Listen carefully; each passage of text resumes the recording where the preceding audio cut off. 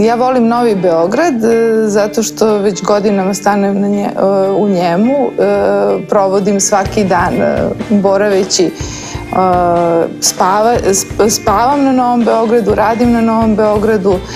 svoje slobodno vreme uglavnom provodim na Novom Beogradu i uživam na Novom Beogradu. Smatram da je jako kvalitetan život na Novom Beogradu za razliku od starog dela grada zato što su prednosti velike.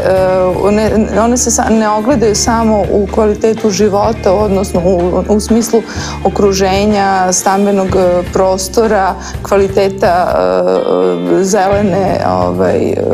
zelenih parkova i izlaska na reke, već i u nekom druženju koje postoji u neposrednom komšiluku, u svim prostorima koji se nadovezuju jedan na drugi i koji su u stvari veza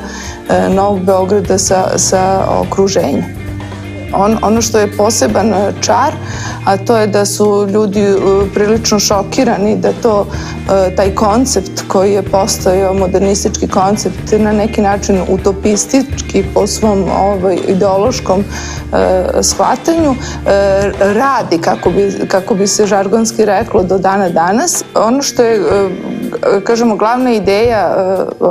i tog urbanističkog plana i svih arhitektonskih koncepata koji su se u suštini nastavljali je to prožimanje između arhitekture i urbanizma koje je fantastično uspelo. I ono što je, nažalost, što se dalje nije nastavilo, to je da ta praksa koja je u stvari se pokazala jako delotvornom, ono nije zaživala. Naravno, mi smo kao društvo i kao struka doživjeli velike, tako kažemo, neprijatnosti kroz dugi niz godina i nismo uspeli da se snađemo i da se u suštini bolje organizujemo, tako da se u suštini ta praznina koja je postojala u odnosu na vreme u kome smo živeli se potpuno odrazila i na novo izgrađeni prostor, odnosno takozvano popunjavanje te strukture koju smo nasledili. Tu posebno moram da istaknem period postmodernizma koji je pokušao da nastavi urbanistički, odnosno modernistički plan, ali kroz jedan potpuno drugačiji arhitektonski izraz, pa se to odrazilo na opštu sliku Novog Beograda. Nešto što smatram da sigurno nije trebalo da se desi, a to je nepoštovanje urbanističkih koncepata i to odsustvo od kontinuiteta je posebno vidljivo u bloku 24 i kod Beogradske arene. Hala koja je sportski objekat, koji je i visok i veliki po dimenzijama, nije uspeo nekako da nađe dobro mesto, zato što to mesto suštinski nije trebalo tu da se desi. Mi smo imali mogućnost, znači, da u okviru bloka 44 koji je bio postavljen kao sportski kompleks, odnosno blok budućih sportskih sadržaja, da tu temu na neki način zoniramo i da na taj način u suštini vidimo potencijale Novog Beograda kroz jedan savršen zoning, ali to se nažalost nije desilo. Ono što bih posebno htjela da istaknem, a to je sva inicijativa koja je bila pokrenuta u odnosu na koncept nastajanja i, tako kažemo, popunjavanja bloka 39 na Novom Beogradu od strane nekadašnjeg Ministarstva nauke i Asocijacije arhitekata. To je da je bio otvoren jedan veliki internacionalni konkurs u kome su se javili veoma velika imena arhitekture. 232 rada iz 47 zemalja je pristiglo i smatram da je to značajno ne samo za Novi Beograd, već i za Srbiju u celini. Sama tema je bila zanimljiva, muzej, centar za promociju nauke, mesto u kome se susreću mnoge buduće i sadašnje delatnosti, ne samo kroz nauku, već i kroz umetnost takođe. Tako da smatram da je to jedno novo mesto susreta u suštini. Ono što je posebno važno, to je da će ljudi na različite načine biti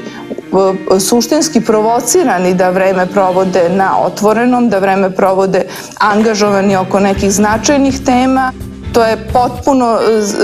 suprotno od onoga što smo do sada navikli da vidimo na Novom Beogradu, a to su značajni i ogromne površine prekrivene zatvorenim objektima poput shopping centra Ušće, poput shopping centra Delta City.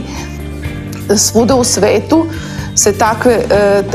takve zatvorene kutije, kako oni to zovu box, nalaze negde na 20 km od centra grada i to je dokazano da je to jedino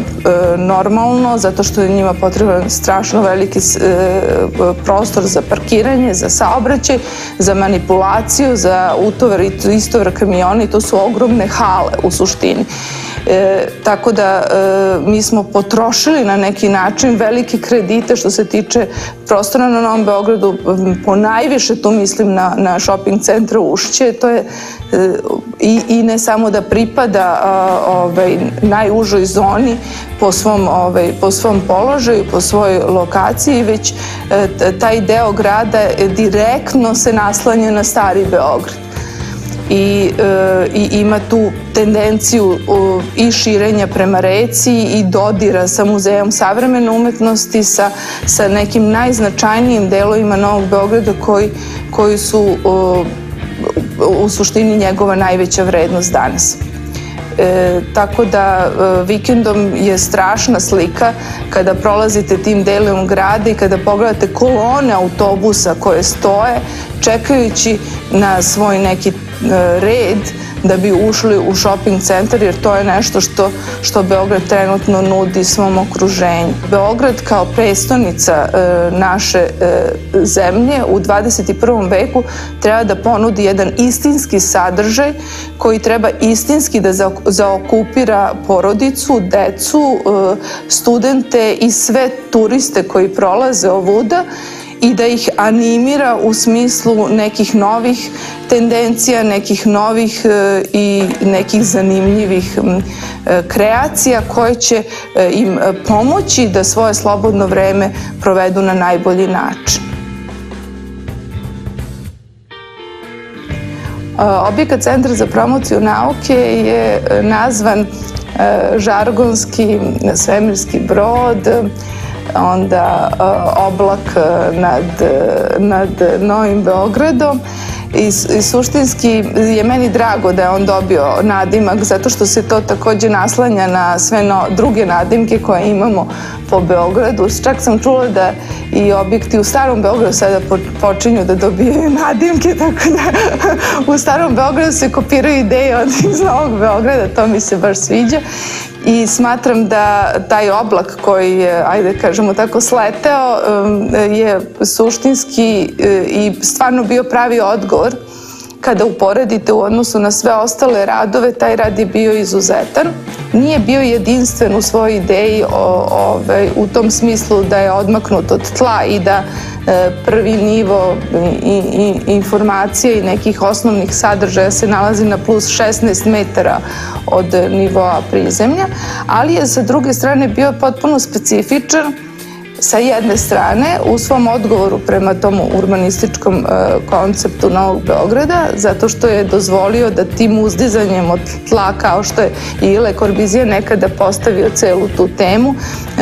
se napravi kontinuitet zelenih površina na nivou prizemlja i da nivo prizemlja ostaje otvoreno za sve građane i bude stvarni pravi javni prostor. Kada pogledate objekat, vi tačno možete da vidite delove